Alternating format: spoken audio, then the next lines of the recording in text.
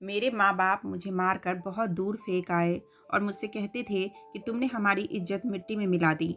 मैं नहीं जानती थी कि मैंने ऐसा कौन-सा काम किया जो उनकी इज़्ज़त मिट्टी में मिल गई थी। मैं तो बस एक अपाहिज लड़की थी जिसे दुनिया का कोई होश नहीं था। मेरे माँ-बाप ने मुझे ज़हर दे दिया। उनकी नज़रों में मैं मर चुकी थी, मगर किसी शरीफ आदमी की मुझ पर नज़र पड़ गई। उसने मेरी जान बचाई और फिर वह मुझे अपने घर ले गया। कुछ वक्त बाद उसने मुझसे शादी कर ली। मैं उसके साथ बहुत खुश थी। एक दिन मेरी नौकरानी रोते हुए मुझसे कहने लगी, दीदी, मुझसे जुल्म देखा नहीं जाता। जब मैंने उससे पूछा कि कौन सा जुल्म, तो वह बोली, आज रात आप अपने बिस्तर की चादर उठाकर खुद देख लीजिएगा।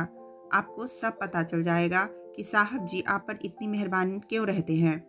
रात को पति के सोने के बाद मैंने जैसे ही अपने बिस्तर की चादर हटाई तो ऐसा लगा था कि अभी मेरी जान निकल जाएगी, क्योंकि वहाँ मेरा नाम माधवी है। मेरे पापा अच्छी नौकरी करते थे। मेरी माँ को भी जॉब करने का बहुत शौक था, मगर पापा उन्हें जॉब नहीं करने देते थे। पापा उनकी खूबसूरती की वजह से उन्हें बाहर जाने नहीं देते थे। मेरी माँ की पढ़ाई मेरे पापा से ज़्यादा थी। वह कहती थी कि मेरी काबिलियत से तुम जलते हो, इसलिए मुझे जॉब नहीं करने देते। बस इसी वजह से दोनों की आपस में नहीं बनती थी।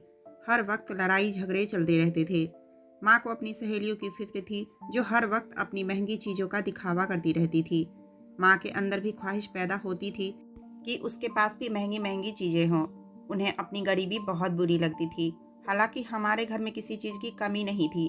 बस पापा इतना कमा लेते थे कि जिससे घर का खर्चा बहुत अच्छे से चल सकता था। मेरी पैदाइश पर दोनों ही खुश थे, लेकिन जब उन्हें पता चला कि उनकी बेटी अपाहिज है तो वह एक दूसरे पर इल्ज़ाम लगाने लगे। उन्हें सेहतमंद बच्चा चाहिए था। माँ को अपने दोस्तों के सामने बताते हुए भी शर्मिंदगी महसूस होती थी कि उनकी बेटी अपाहिज है। पापा तो वैसे भी मुझे मनहूस समझते थे। एक बुआ थी जो मेरा ख्याल रखती थी, मेरे पास बैठती थी। यूं ही मैं बड़ी होती गई। मुझे कहीं जाने की इजाज़त नहीं होती थी। मैं माँ पापा के लड़ाई झगड़े बचपन से ही देखती आई थी। माँ का बेपनाह हुस्न मुझे विरासत में मिला था, लेकिन इस खूबसूरती का क्या फ़ायदा जब कोई प्यार ही ना करे। पापा कहते थे, पता नहीं यह किस पाप की सज़ा है जो हमें यह अपाहिज लड़की मिली है। हालांकि मैं उनकी इकलौती औलाद थी। पापा और औलाद नहीं चाहते थे। बस मुझे कहते थे कि कितनी खूबसूरत बच्ची है, काश यह अपने पैरों पर चल सकती, अपाहिज ना होती। अब कौन इससे शादी करेगा। मेरा दिल चाहता था कि मेरे माँ बाप मुझे प्यार करे, मगर वह तो मेरी तरफ देखकर भी खुश नहीं थे। वह तो आपस में तलाक चाहते थे। वह मुझे किसी अनाथ आश्रम में डलवाना चाहते थे, लेकिन बुआ ने ऐसा नहीं होने दिया।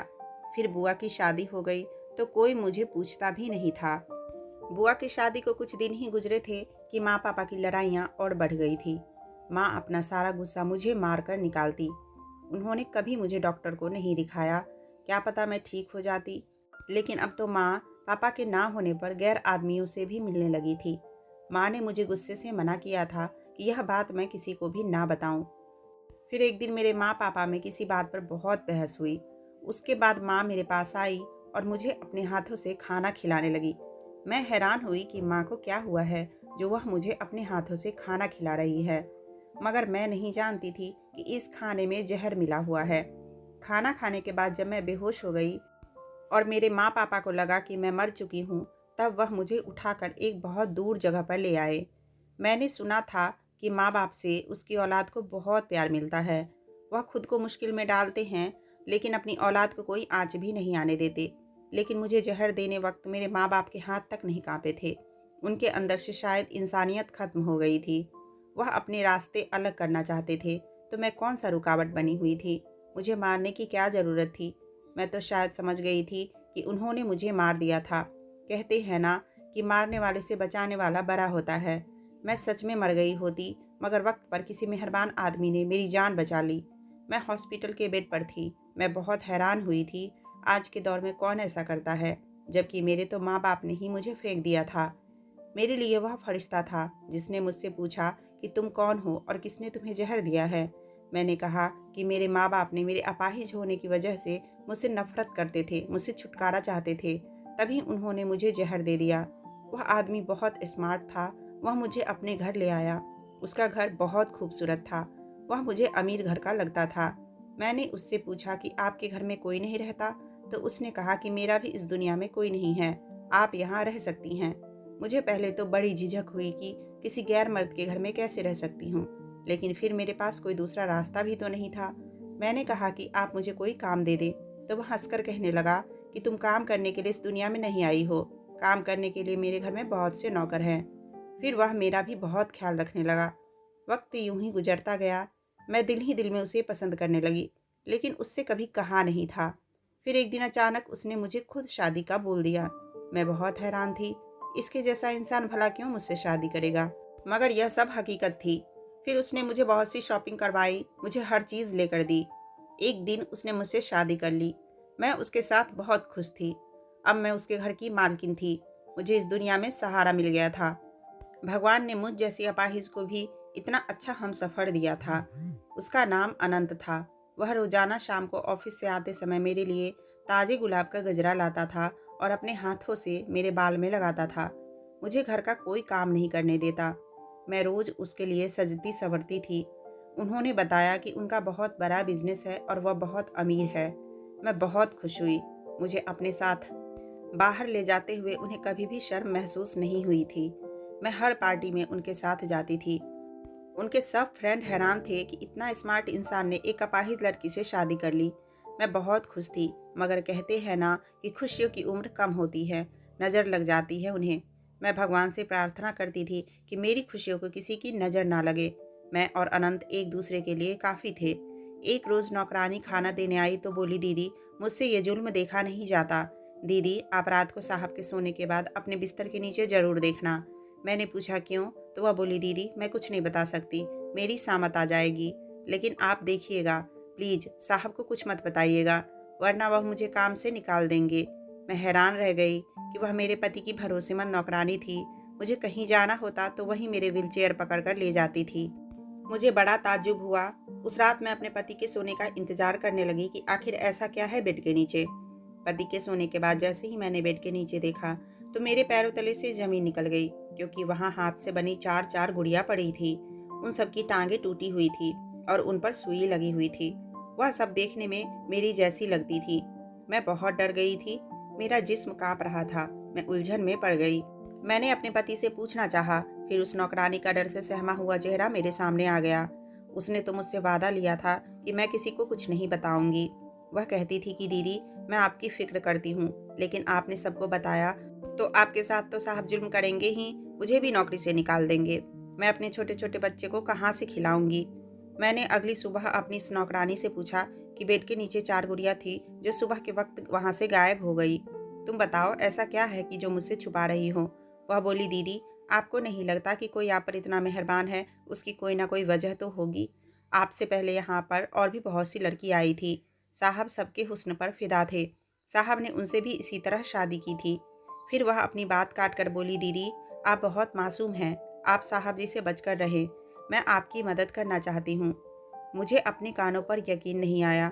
मैंने कहा, पहले मुझे यह बताओ इस गुड़िया में क्या होगा।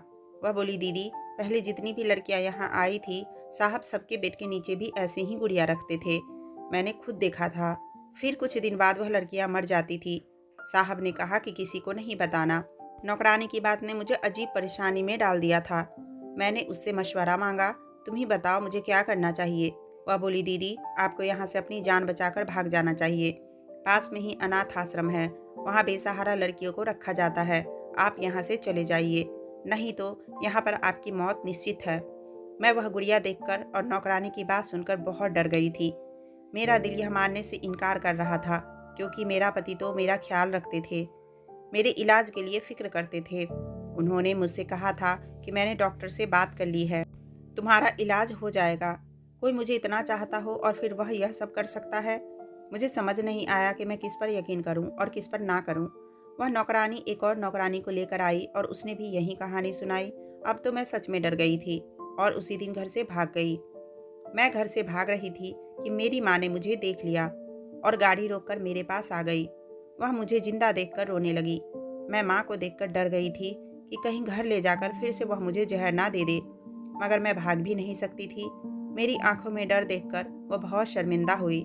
मुझसे कहने लगी, बेटी मुझे माफ़ कर दो, मैंने तुम्हारे साथ बहुत गलत किया। मैं समझी कि तुम मर गई हो, मगर तुम तो जिंदा हो। वह मेरे करीब आने लगी। मुझे उन पर गुस्सा आया।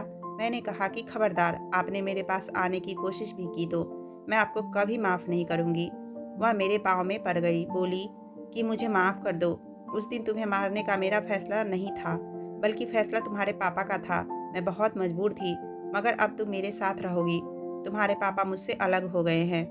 मैंने कहा कि मैं कैसे यकीन कर लूँ कि आप घर जाकर मुझे नहीं मारोगी, मेरे साथ बुरा बर्ताव नहीं करोगी। वह रोने लगी और कहने लगी, मेरी बच्ची, मेरा यकीन करो, मेरी तड़पती हुई ममता को सुकून आ जाएगा। मुझे एक मौका तो दो। मेरा दिल भी भर आया। मैं उनके गले लगकर बहुत रोई। वह मुझे अपने घर ले गई। मैंने पूछा, पापा, और आपकी तलाक क्यों हुई? माँ बोली, तुम्हारे पापा मेरे साथ रहना नहीं चाहते थे। उन्होंने धमकी दी थी कि अगर मैं तुम्हें मारने में उनका साथ नहीं दूंगी तो वह हम दोनों को ही मार देंगे। इसलिए मैंने बेमन से उनका साथ दिया। मुझे इस कदर कमज़ोर नहीं होना चाहिए था। फिर एक दिन तुम्हारे पापा दूसरी शादी करके घर आ गए। मेरे मायके वाले ने कोई ऐतराज़ नहीं किया। सब ने यही कहा कि मर्द दूसरी शादी कर सकते हैं, तुम उसके साथ ही रहो। मैं कहती थी कि मैं इस इंसान के साथ नहीं रहना चाहती। मैं दिन रात रोती रहती थी, यही सोचती रहती कि मैं कैसी माँ हूँ जिसने अपनी बेटी को ही जहर दे दिया। मुझे एक पल के लिए सुकून नहीं मिलता था। तुम्हारे पापा के साथ मैं रहना नहीं चाहती थी। मैं पहले दौलत की लालच में थी। मुझे तुम्हारे पापा का एक दोस्त पसंद था, लेकिन फिर मैं समझ गई कि कोई मर्द भरोसे के काबिल नहीं होता। मेरे तलाक के बाद वह भी मुझसे शादी करने के लिए राजी नहीं था। मैंने नौकरी की तलाश करनी शुरू कर दी। फिर मुझे नौकरी भी मिल गई। जब मैं नौकरी करना शुरू कर दी तभी मुझे एहसास हो गया कि मैंने क्या किया। सारी उम्र तुम्हारी कदर नहीं की। तुम मेरी औलाद थी। मैंने तुम्हारे साथ बहुत बुरा किया। कितने लोग औलाद को तरसते हैं, रब से दुआएं मांगते हैं, मन्नतें मांगते हैं, मुझे माफ़ कर दो। मैं उनको और शर्मिंदा नहीं देख सकती थी, इसलिए मैंने माँ को माफ़ कर दिया। वह खुश हो गई। माँ बोली, अब मैं तुम्हें कहीं नहीं जाने दूंगी। इतने दिन से तुम कहाँ रह रही थी? मैंने कहा, जब आप लोग मुझे मारकर कचरे में फेंक गए थे तो मुझे एक आदमी अपने घर ले गया, मेरा इलाज करवाया और फिर उसने मुझसे शादी कर ली। लेकिन मुझे पता चला कि वह अच्छा इंसान नहीं है। मुझे वहाँ काम करने वाली नौकरानी ने बताया कि उसने पहले भी बहुत सी शादियाँ की हुई है और सब लड़कियों की हम शक्ल गुड़िया बेड के नीचे रखता है और फिर कुछ दिन बाद ही उसकी बीवी मर जाती है। इसलिए मैं वहाँ से भाग आई। माँ रोते हुए बोली, यह सब मेरी वजह से हुआ है। मैं अच्छी माँ नहीं हूँ, तभी तुम्हें इतनी मुश्किलें देखनी पड़ी। तुम अपनी माँ को माफ़ कर दो। मैंने कहा, माँ, इसमें आपका कोई कसूर नहीं है। माँ बोली, इसमें मेरा ही कसूर है। तुम्हें मैंने इस कदर नफरत से पाला है। दिन रात मैं भूखा रखती थी, तुम्हें मारती थी, तुम्हें डराया करती थी और मैं तरस नहीं खाती थी। मगर अब तुम्हें कोई शिकायत का मौका नहीं दूंगी। एक अच्छी माँ बनकर दिखाऊंगी। मैं उनके घर रहने लगी थी। वह मुझसे बातें करने की बहुत कोशिश करती थी। माँ अभी भी वैसी ही खूबसूरत थी। कहीं से भी वह एक शादीशुदा बेटी की माँ नहीं लगती थी। कोई भी धोखा खा जाता उनकी उम्र से। वह मेरी बहन लगती थी। अभी भी उन पर कई मर्द मरते थे। माँ ने बताया कि वह जिस कंपनी में जॉब करती है, ये घर उन्हें उसी कंपनी की तरफ से मिला है और गाड़ी भी मिली थी। वह किसी बड़े पोस्ट पर जॉब करती थी। माँ ने मुझसे कहा था कि मैं अब तुम्हें तुम्हारे पति से तलाक दिलवा दूंगी। तुम्हें घबराने की ज़रूरत नहीं है। अब तुम अकेली नहीं हो, तुम्हारी माँ तुम्हारे साथ है। मैं खुश हो गई कि मैं अकेली नहीं हूँ। मुझे कहीं ना कहीं पति को छोड़ने का दुख जरूर था। मैं उस आदमी की पहचान से अब तक अनजान थी। माँ ऑफिस से आकर मुझसे खूब सारी बातें करती थी। मुझे बताती थी कि मैंने अपने सारे दोस्तों को छोड़ दिया है। वह सब मुझे नीचा दिखाते थे। उन्होंने मेरे अंदर जहर भर दिया था। मैंने कहा कि इंसान गलतियों से ही सीखता है और वह चुप हो गई। मुझे यहाँ रहते 1 महीना हो गया था। एक दिन मैं रात को प्यास की वजह से उठी, किचन में जाने लगी, लेकिन मुझे माँ के कमरे से आवाज़ आ रही थी। मुझे ताज्जुब हुआ कि इतनी रात को वह किससे बातें कर रही है। रात के इस वक्त माँ के कमरे में कौन हो सकता है? माँ ने तो कहा था कि उन्होंने सबसे रिश्ता तोड़ दिया है। मैं जैसे ही सुनने लगी तो अंदर से किसी आदमी की आवाज़ आ रही थी। माँ को वह आदमी कह रहा था, तुम जल्दी अपनी बेटी को तलाक दिलवाओ, वरना तुम्हें मैं नौकरी से निकाल दूंगा। वह माँ का बॉस था, लेकिन रात के इस वक्त वह भी माँ के कमरे में। मुझे यह सब ठीक नहीं लगा। फिर वह कहने लगा, तुम जो मुझसे शादी करने के ख्वाब देख रही हो, तुम्हारे ख्वाब तभी पूरे होंगे जब तुम मेरा काम करोगी। अगर मैंने तुमसे अपना घर और गाड़ी ले ली तो तुम सड़क पर आ जाओगी। तुमने अभी तक अपनी बेटी को तलाक नहीं दिलवाई। मैंने इतना कुछ किया। तुम्हारी बेटी की नौकरानी को पैसे दिए, उसने उसको घर से निकाला। तुम्हारी बेटी के दिल में शक पैदा किया, नकली गुड़िया बनाकर बेड के नीचे रखे। वह अपाहिज लड़की मेरे बेटे की ज़िंदगी में नहीं होनी चाहिए। मैं हैरान थी, ये मेरी ही बात हो रही थी। यकीनन वह आदमी मेरे पति के पापा थे। मेरी माँ बोली, जैसा तुम बोलोगे वैसा ही होगा, अब तुम्हें शिकायत का मौका नहीं मिलेगा। मैंने बेटी के दिल में जगह बना ली है, वह बहुत भोली भाली है। मैं तलाक के पेपर पर उससे साइन करवा लूँगी। अब मुझे सारी बात समझ आ गई थी। मुझे खुद पर गुस्सा आया कि मैंने इतनी मोहब्बत करने वाले पति पर भरोसा नहीं किया।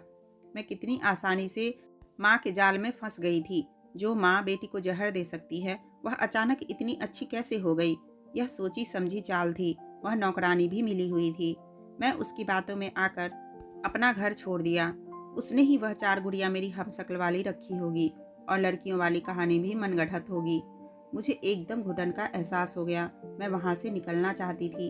अगले दिन माँ ऑफिस गई तो उनकी नौकरानी मुझ पर नज़र रखने के लिए आ गई। मैंने उसे कहा, मेरी मदद करो, मैं तुम्हें मुँह मांगी रकम दूंगी, मुझे मेरे पति के घर ले चलो। मेरी माँ बहुत जालिम है, वह बिल्कुल भी नहीं बदली है। उसने बस मेरे सामने अच्छा बनने का नाटक किया है। वह मुझे मेरे पति से तलाक दिलवाना चाहती है और मेरा घर बर्बाद करना चाहती है। यह काम होने के बाद इस अमीर आदमी से शादी करके वह मुझे छोड़कर चली जाएगी। तुम मेरी मदद करो। उसे भी शायद मुझ पर तरस आ गया था। उसे पैसों की ज़रूरत थी, तभी वह मान गई और मुझे वहाँ से लेकर सीधा मेरे पति के पास आ गई। मेरे पति मुझे देखकर हैरान हुए और बोले कि तुम कहाँ चली गई थी बिना बताए? मैंने तुम्हें कहाँ कहाँ नहीं ढूंढा। ऐसी कौन सी गलती हो गई थी जो तुम मुझे छोड़कर चली गई थी? मैंने कहा, मुझे माफ़ कर दो। नौकरानी ने मुझसे कहा था, तुम लड़कियों का इस्तेमाल करते हो और फिर उनको मार देते हो। उसने मेरी हमशक्ल गुड़िया भी मुझे दिखाई थी। मैंने उस नौकरानी को ढूंढा तो वह पूरे घर में कहीं नहीं थी। मेरे पति तो इस सब से अनजान थे। जब मैं घर छोड़कर गई तो उस नौकरानी ने ही मेरे पति को बताया कि मैं अपने माँ बाप के पास चली गई हूँ और मैं कभी वापस नहीं आऊँगी। मैंने कहा कि मैं डर गई थी इसलिए चली गई थी, मुझे माफ़ कर दो, मैंने आप पर भरोसा नहीं किया। जिस लड़की के माँ बाप ने उसे इस्तेमाल करके अपने मतलब के लिए फेंक दिया हो, वह लड़की ऐसी ही बन जाती है। मैंने कहा, मेरी माँ और तुम्हारे पापा ने हमें अलग करने का इरादा किया था। दोनों मिले हुए हैं। तुम्हारे पापा मुझ जैसी अपाहिज लड़की को अपनी बहू स्वीकार नहीं करना चाहते। उन्हें तुम्हारे साथ चलने वाली खूबसूरत लड़की चाहिए जिसमें कोई नुक्स ना हो। वह मेरी माँ से इसी शर्त पर शादी करना चाहते हैं कि पहले वह मेरी तलाक करवाएंगे। मेरा पति सारी हकीकत जानकर हैरान रह गया। वह बोला, मेरे पापा अच्छे आदमी नहीं हैं, इसलिए मैं उनसे अलग रहता हूँ। उन्हें अय्याशियों की आदत है। हर खूबसूरत लड़की को वह शादी के ख्वाब दिखाते हैं। अपने पैसों से उस लड़की को भी अय्याशी करवाते हैं और जब अपना मकसद पूरा हो जाता है तो उसे छोड़ देते हैं। इसका मतलब वह माँ को भी सिर्फ अपने मकसद के लिए इस्तेमाल कर रहे हैं। वह माँ से शादी नहीं करेंगे। मेरे पति ने कहा, मैं तुम्हें नहीं छोड़ूंगा। मैंने उस नौकरानी को काम से निकाल दिया था। मेरे पति ने फिर से मेरा हाथ थाम लिया। वह मुझसे बहुत मोहब्बत करते थे। ऐसे लोग जो दौलत की लालच में आकर आपका घर बर्बाद कर दे, उन पर कभी भी भरोसा नहीं करना चाहिए। मेरी माँ को भी सब असलियत का पता चल गया था। वह अभी मेरे पति के घर आई। उन्हें फिक्र थी कि अगर मैंने सुलह कर ली तो कहीं उनके हाथ में आई दौलत वापस ना चली जाए। हकीकत में वह किसी को प्यार ही नहीं करती थी। वह मेरे पास आकर मुझसे कहने लगी, तुम मेरी बेटी हो, चलो मेरे साथ, मैं तुम्हें इस आदमी से तलाक करवाऊंगी। मैंने कहा, आपका असली चेहरा मैं देख चुकी हूँ, अब मैं अपने पति के साथ रहूंगी। मैं बेवकूफ़ थी जो मैंने आप पर भरोसा किया। मुझे समझ जाना चाहिए था कि आप भरोसे के काबिल नहीं हो। माँ कहने लगी, क्या बोल रही हो बेटा, मैं तुम्हारा इलाज करवाना चाहती हूँ, तुमने मुझे माफ़ कर दिया था। मैंने कहा कि मैंने आपकी उस रात सारी बातें सुन ली थी। अगर अब आपने मेरे साथ कोई ज़बरदस्ती की तो मैं आपको पुलिस के हवाले कर दूंगी। पुलिस का नाम सुनकर वह घबरा गई। मैंने कहा कि आप इस काबिल नहीं हैं कि आपको माफ़ किया जाए। मैंने उन्हें जान से मार देने के जुर्म में और जहर देकर मारने की कोशिश में गिरफ्तार करवा दिया था। पुलिस उन्हें गिरफ्तार करके ले गई। मैं कभी भी ऐसा नहीं करती, लेकिन उन्होंने मेरी ज़िंदगी में सुकून कभी नहीं रहने दिया था। लेकिन अब सब कुछ ठीक हो गया था। मेरे पति ने मुझे बताया कि मैंने तुम्हें बहुत जगह ढूंढा, मगर तुम मुझे कहीं नहीं मिली। तुम मुझ पर यकीन कर लेती। तुम्हारी माँ और मेरे पापा दोनों ही गलत इंसान हैं। मैं उन रिश्ते से निकल आया हूँ। इस दुनिया में एक अकेली तुम ही हो जो मेरी हो। मुझे शर्मिंदगी हुई। मेरा पति मुझसे इतना प्यार करता है, फिर भी मैंने उस पर भरोसा नहीं किया। मेरे माफ़ी मांगने पर उन्होंने मुझे माफ़ कर दिया। अब हम खुशी खुशी रह रहे थे। मेरे पति मेरे पैर के इलाज के लिए अमेरिका ले गए।